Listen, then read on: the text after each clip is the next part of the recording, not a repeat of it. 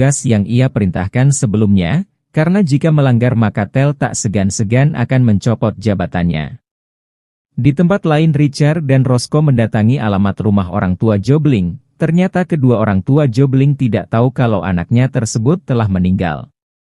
Karena tak sanggup menyampaikan kabar tersebut lantas Richard dan Roscoe memilih pergi dari sana, namun sebelum itu kedua orang tua Jobling memberi alamat rumah istrinya Jobling kepada mereka.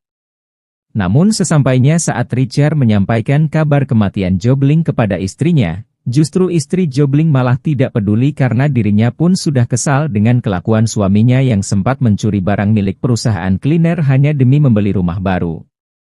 Richard berasumsi kemungkinan hal itulah yang membuat Jobling mati dibunuh.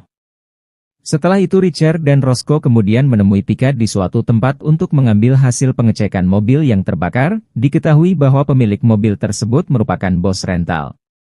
Dan mobil itu pernah digunakan seseorang yang bernama Ron Hesse, sebuah nama samaran Joe yang hanya diketahui oleh Richard saja.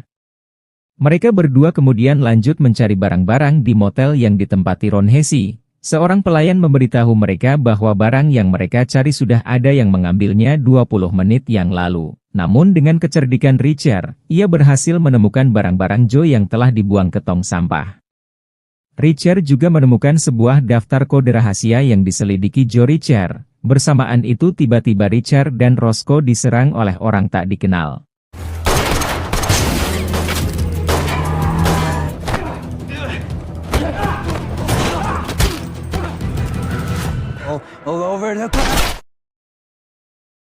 Usai berhasil menghabisi dua orang yang menyerangnya, Richard segera menyampaikan pada Finley terkait temuannya serta dua orang yang hampir membunuhnya. Namun yang mengherankan kenapa bisa ada orang yang lebih dulu tiba pada alamat hotel yang diberikan Picard.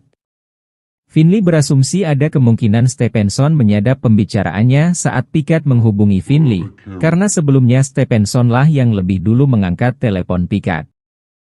Mereka bertiga kemudian mencari tahu soal kode rahasia milik Joe Richard. Namun karena mereka kesulitan dalam memecahkannya dan karena juga terdapat inisial JW serta nomor kantor EPA Memphis, Richard lantas menelpon teman lamanya yang bernama Negley agar membantunya. Setelah itu mereka bertiga bergegas menuju stasiun untuk bertemu Molly. Walaupun Richard dan Molly tidak pernah bertemu, tapi Richard yakin Molly akan mengenali wajahnya yang sangat mirip dengan Joe. Saat mereka hampir berhadapan dengan Molly, tiba-tiba Molly menghilang begitu saja dari penglihatan mereka. Mereka pun berpencar mencarinya, namun Richard justru menemukan Molly sudah tak berdaya akibat